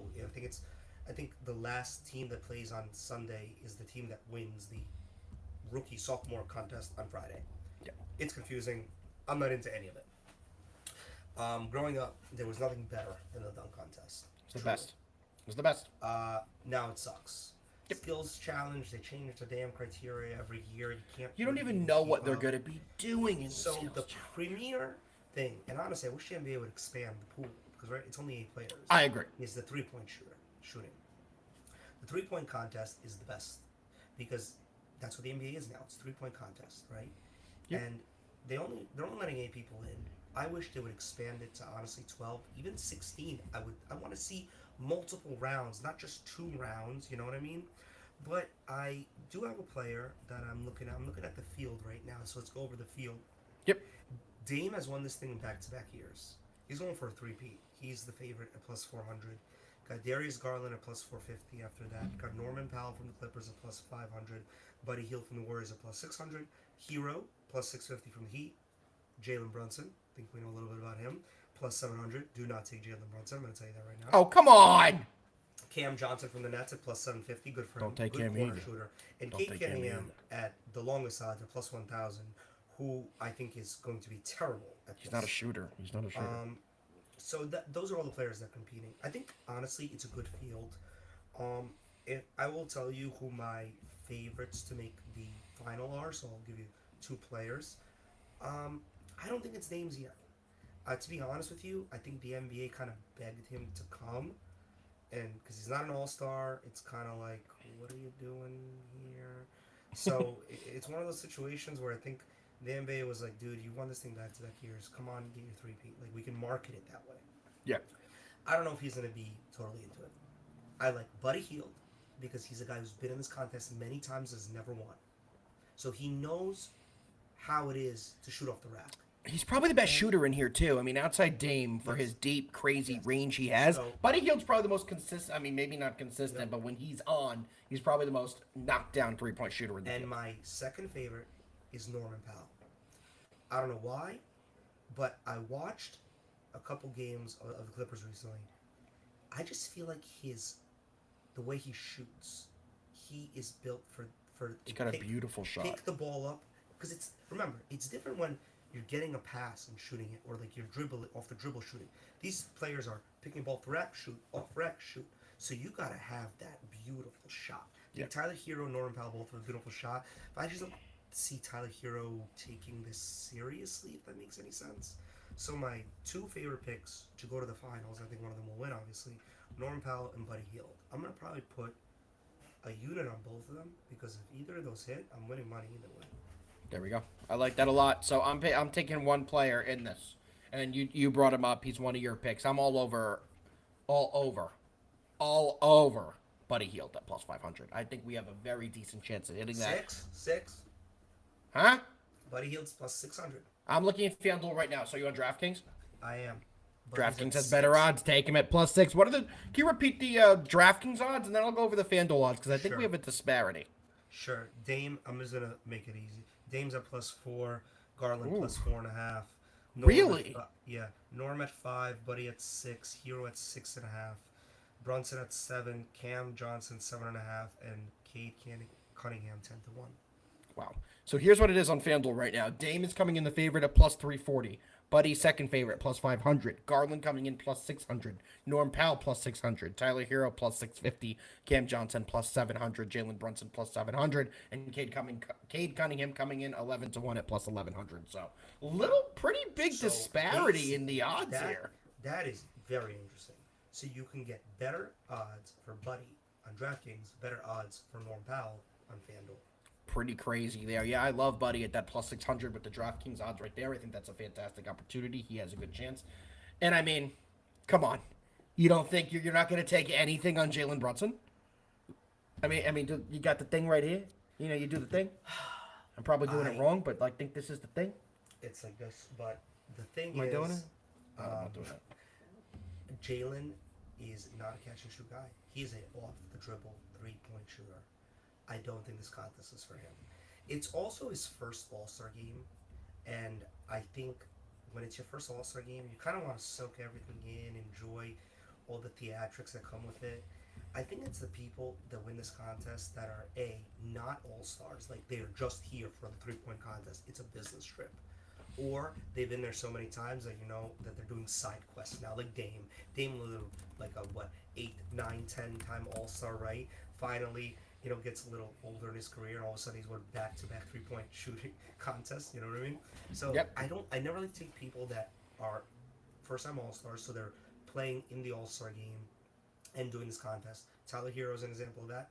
Jalen Brunson is an example of that. Cade Cunningham is an example of that. I love to take players that are strictly there for business. So Norman Powell, Cam Johnson. I don't know too much about Cam Johnson, but hasn't he been hurt too? Like, we haven't seen him play frequently. I believe he's missed a lot of games. That's a good question. Yeah, and Darius Garland, he's an All-Star. I'm not making that up. They have 3, right? Mobley. Yeah. And yes. Mitch and Spider-Man.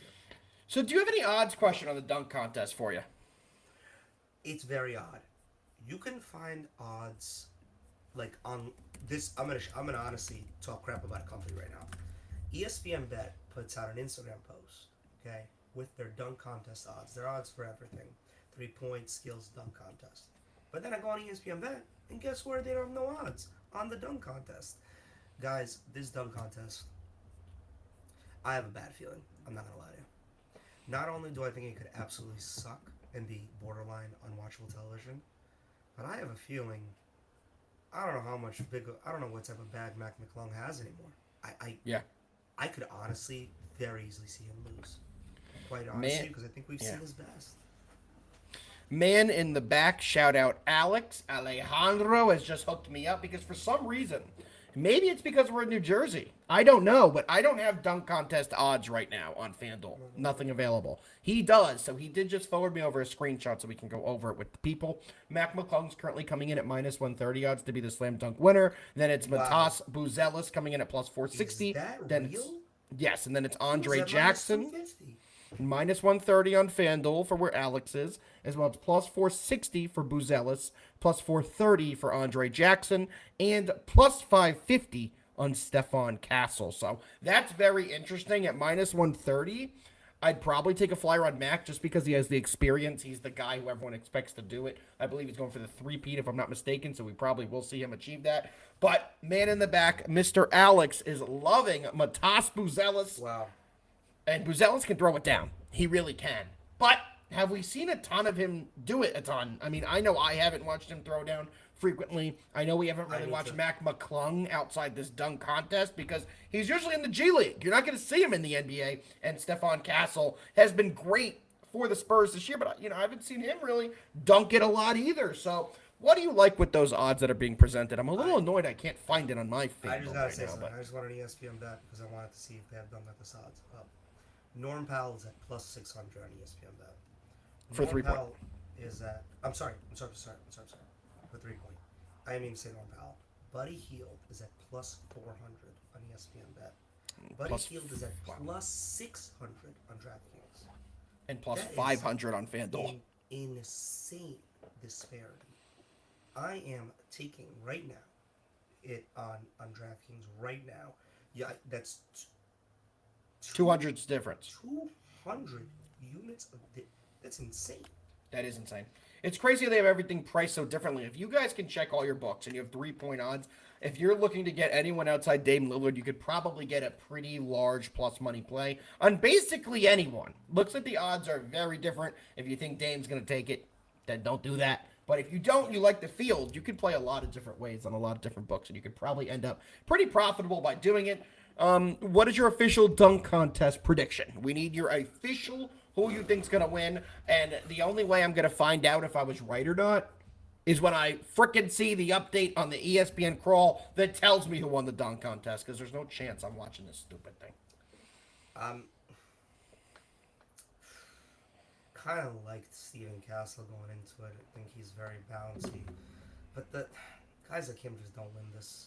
It is people like Mac McClung that win it. That just basically all they do is dunk. I think he's going to benefit from having the most time to practice, as this is the only thing he does. And I don't mean to say this as a joke. This is Mac McClung's Super Bowl. This is it. What he does. What he does. All the other 3 players get to go back to the NBA. And I don't know what team Matt McClung is on right now. Is he on the Orlando Magic? I think he's on the Magic G League team. I don't think he's actually on the actual roster. But speaking of the Magic, I have a little update here. Former first overall pick, Markelle Maibel Fultz, will be making his debut tonight. So that's interesting. I believe he just signed yesterday. So to have him already ready to go is quite interesting to me. He is on the Kings. So the Kings get an extra guard in tonight's game. God, what a... I thought he was going to be so good out of Washington. I believe he was out of Washington, right? That is, yes. Man, if you remember how that draft went? I remember it very well. Recap it for the people. The Boston Celtics had the first pick in that draft, and the Philadelphia 76ers had the third pick in that draft. JT? This was Danny Ainge's just cornucopia, just his system. His cornucopia. His Catalina wine mixer, if you will. Yeah. He somehow got the Sixers to trade with him, give them back more draft capital. He wins over to 3. Philly takes their guy in Markelle Fultz. Number 2 player, I believe, was a man by the name of Lonzo Ball to the Lakers. And number 3, from Duke, Boston gets the guy that they probably would have picked at 1 anyway, and NBA champion Jason Tatum. It is a masterclass, just a masterclass. Fultz never amounts to anything. Jason, I mean, I don't have to tell you what Tatum's doing right now. He's one of the top 10 players in the NBA. Yes, he is. And just incredible job by Danny Ainge, one of his best ever jobs.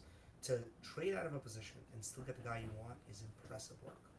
Yeah, very well done, and I can't stand Danny Ainge, a guy who refuses to trade with the Knicks and ever help the Knicks. So, not a big Danny Ainge guy, as everyone knows. I'm a massive Knicks fan, so not a big Danny Ainge guy. But Hefe, let's move on from the NBA. We covered what we think of the second half outcome. We covered what teams we have high faith in going into the latter part of the year, what teams we think may even have a chance to bring home the NBA championship. But right now I want to gear back a little bit and talk a little about the NFL. Quarterback market is crazy right now. We're hearing rumblings left, right, center, up, down. Where's Aaron Rodgers going? What's going to happen in the NFL draft? And right now what I want to focus on is the quarterback market. So to me, there's 6 to 10 teams right now that are in dire need, desperate mode to get a quarterback right now. Where do you think your guy, Aaron Rodgers, is going to end up signing? He's obviously the big name on the market. He is 41 years old, or he will be 41 years old when the season starts. So you're getting a journeyman, a guy who's done it all, who's older. Can he be a little bit like Tom Brady? Can he turn back the clocks a little bit like when Tom Brady went to the Bucs and have a productive season for another organization? Because, hey, maybe it was just the Jets' curse. Maybe it was just the Jets that were the reason he was so bad. Because, to be honest, everyone who goes to the Jets seems to have their career fall apart. So where do you think Rodgers is going to go? And do you think he will be successful where he goes?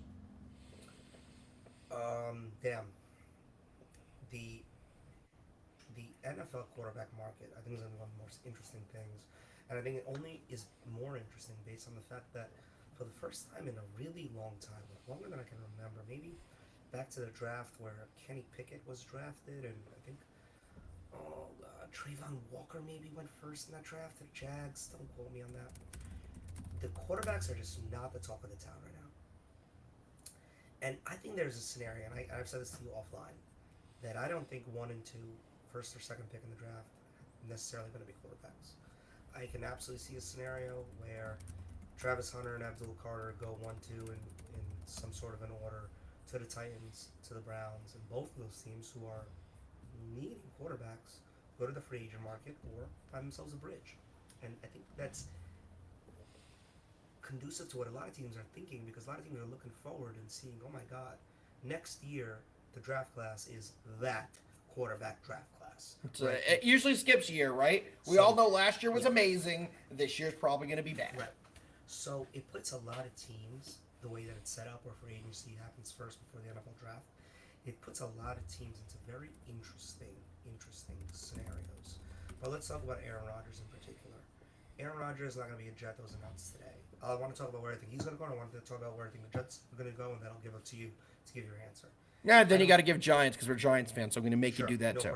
No problem. Okay, I'm going to make it quick, and then I'll go to you. I really only think Aaron Rodgers has 2 options, and I think one of the options I don't even want to say out loud, because this is literally exactly what Brett Favre did, from the Packers to the Jets to the Vikings, and then there's a route, there is a way, there is a world where the Vikings let Sam go, look at JJ, and tell themselves, you know what? If Jordan Love could sit for multiple years, so can you. They bring in Aaron Rodgers for Aaron Rodgers is not getting more than a year contract. No, of course not. 20 Even years. if the contract itself is 2 years, it's a year contract. And then I look at the Vikings as an option, and then I look at the Niners as the other option. It has to be a team that looks themselves in the mirror and be like, all we need is a quarterback. You don't think he could stay in his same house? You don't think that's a possibility? No. I would literally run away from the Giants. So that was my little hint there, guys, by saying that he is, could he stay in the same house? We all know he lives in the northern New Jersey area currently, because he's playing for the Jets. Could he go over to the Big Blue Wrecking Crew? No. Let me, I think more than likely Rodgers goes home to San Francisco. I think San Fran lets Purdy walk, because I don't think they. You've been saying that all year. I give you credit. You've been on that before anyone else has been saying it. The Niners still have an exceptional defense. They were injured last year. I think they'll be fine with or without Debo. I don't think he's going to make or break that offense. I don't.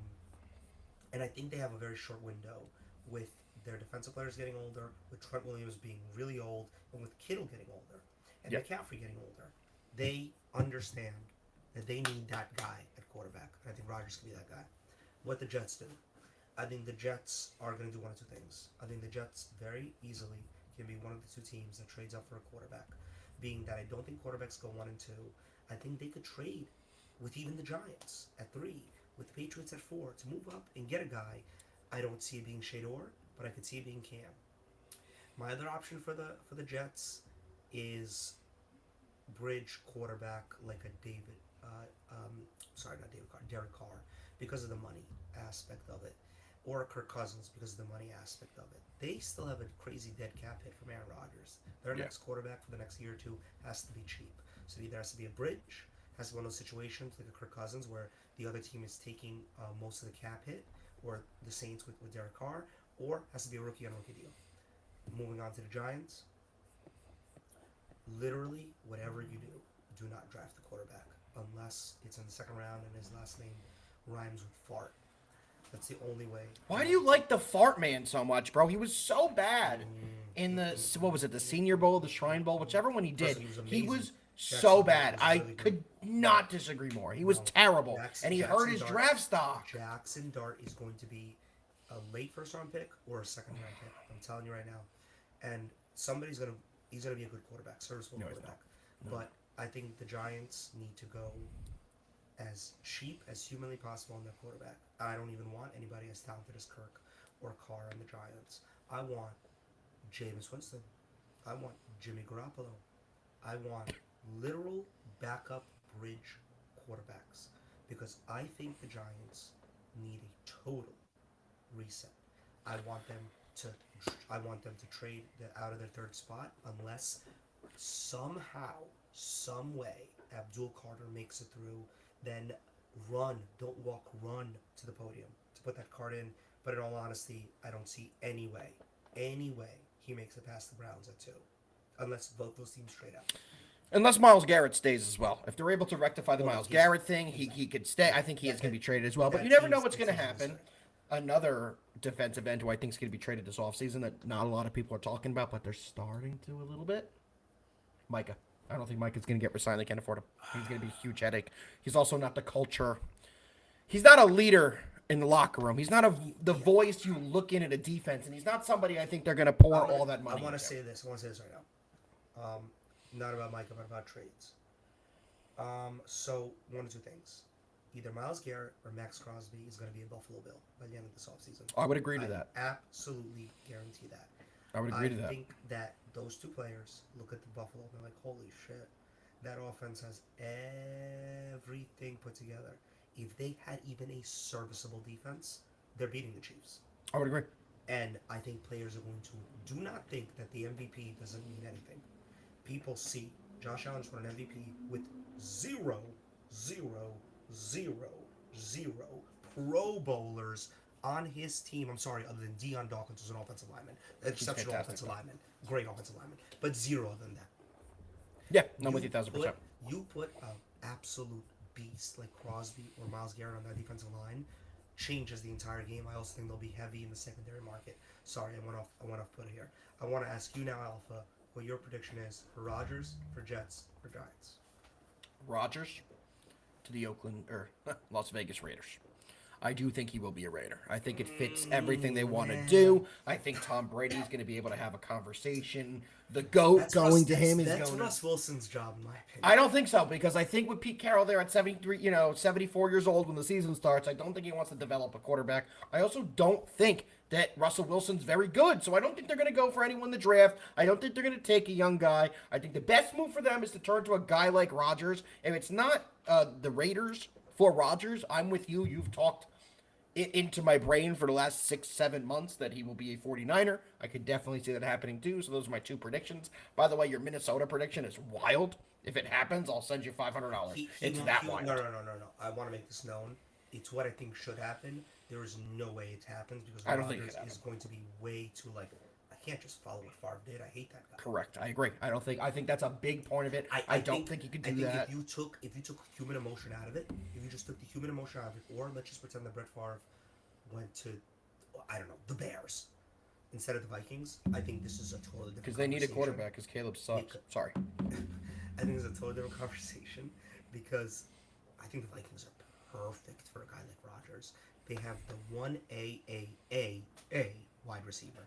They have a phenomenal tight end. They have a great slot guy in Addison. Good running back in Aaron Jones, who's signed for next year, will be coming back. Defense, shaky, but young. And Rodgers can work with that. Opportunistic defense that forces turnovers. Yeah. Rodgers can work indoor environment. So weather is now officially not a worry. If he wasn't as egotistical as he was, he would be really high on the Vikings. Sadly, it's never happened. I don't think they're really high on him, though. Why? I mean, if they want to go down that route, take Sam Darnold, because Sam Darnold was significantly better than what Rodgers was last year. I don't think you're getting it, dude. The reason Rodgers is so valuable to any team is because he costs nothing. The Jets have to take the cap hit. Yeah. The Vikings could have a situation where they can bring in Rodgers for basically free.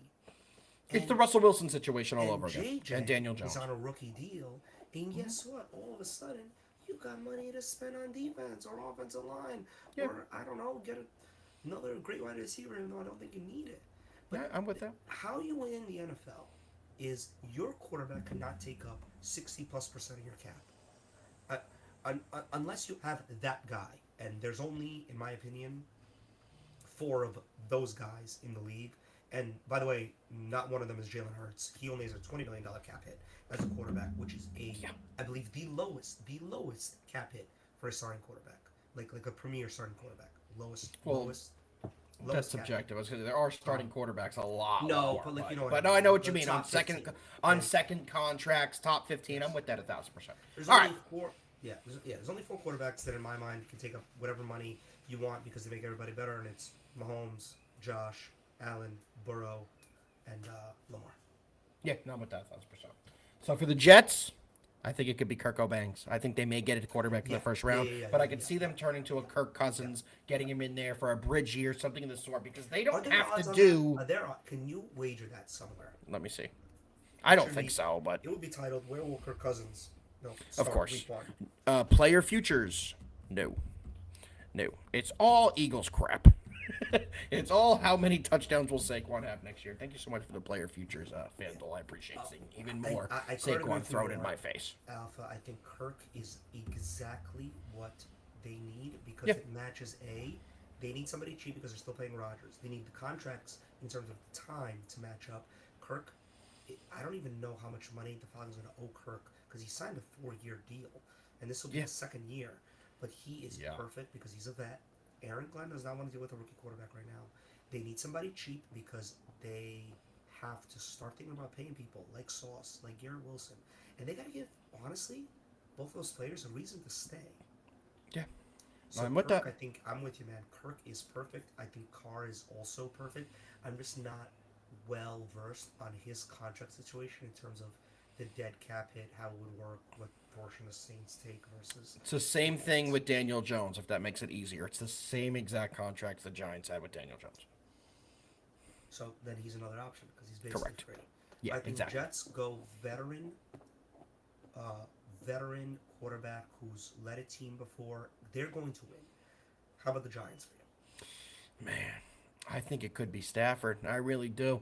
My only hope is that the Giants don't blow it and take Shedeur Sanders. I'm okay with the Giants getting Cam Ward. I'm not a huge Cam Ward guy, but I'm very low on Shedeur Sanders, and I do not want the Giants to take him. Shedeur is a guy that can't move. He's a statue in the pocket, and he holds onto the ball too long. What is the Giants' weakness? The trenches. They have a terrible offensive line, and they've had a terrible offensive line for 15 years. They have been unable and incompetent in being able to fix the offensive line. They just can't do it. They can't draft offensive line. They can't sign free agents on the line. They just are unable to do it. So putting a guy like Shedeur back there, who in my opinion has a bit of a timing issue, he holds onto the ball far too long and is very immobile, that's going to be a disaster. So I do not want him back there. I do think Matthew Stafford makes sense because of what's going on with the regime. The Giants can't lose this year. They can't be a 2-15 team because the coach and the GM were told that they need to be a winning team or they're getting canned. I wanted them to get canned already so we could actually build the right way, not have guys in desperate mode. We're going to sign contracts to win this year. They're going to hurt our cap down the line. I'm afraid that's exactly what's going to happen with this New York Football Giants team. Ideally, who would I want right now?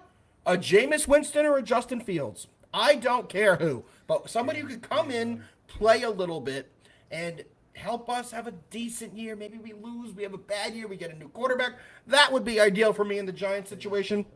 I would love Jameis. Oh my God. Somebody who could just drop back and throw the ball and lose us games appropriately. I would love that. But I digress.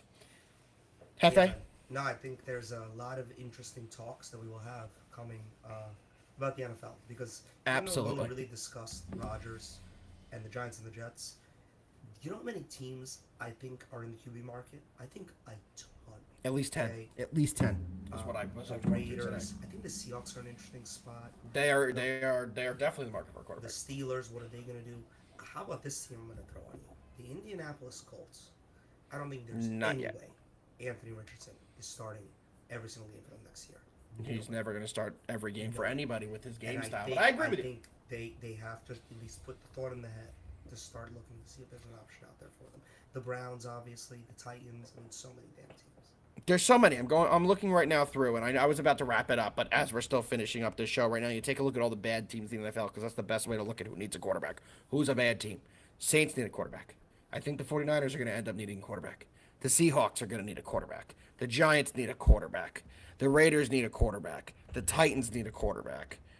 The Colts may need a quarterback. That's already up to 7. The Browns need a quarterback. We're already up to 8. The Steelers need a quarterback. We're already up to 9. The Jets need a quarterback. We're already up to 10. And can the Dolphins keep relying on Tua? Also another thing I don't think that they could do. So 11 teams potentially. I think the Dolphins are just getting themselves ready for a treadmill of mediocrity year next year to an absolute blow up next offseason. Yeah, I'm with you 1,000%. Well, Hefe, fortunately, we will be back next Wednesday. My guy, Alex, hopefully will be able to hop on, talk some shop with us. The man in the back, he's fantastic. But guys, if you want more from Hefe, you want to get his picks, there's a free 3-day trial listed in the post below. Make sure you check that out for Hefe Picks. I have a three-day free trial as well. That was a very hard tongue twister to get out, but we got there. We got there. We'll be back next Wednesday. I believe it's going to be from 3 to 4, but more to come. Make sure you guys have our notifications on, have Hefe's on, have mine on, and make sure you have DubClub TV. Yet again, we do want to thank Albert and Doug for letting us hop on with them a little early today as well. Getting to chop it up with them is always fantastic, and hopefully we'll be doing that a little bit more. But Hefe, I appreciate you for joining my brother. We'll be back, like I said, next Wednesday. Any parting words for the people before we get the heck out of here? USA hockey tonight. Four Nations face-off, aka the NHL's new All-Star format. Yesterday was a great game with Canada. It was very good. And Sweden. Tonight we got USA, Finland. I love when hockey goes into like the Olympic World Cup mode. Man, these players care so much about that. And even though this is their All-Star game and not really anything to do with the gold medal or World Championship, even from last night, I saw incredible effort from literally an all-star team worth of players. So, yeah, it was something awesome. I'll definitely be watching tonight is that game. I will be tuned in as well. Thank you for everyone who tuned in to us as well. Looks like we have just over 2,000 people here right now. We appreciate every single one of you. Hefe, we'll be back next week. DubClub TV, we'll be back next week. Get us out of here, guy in the back.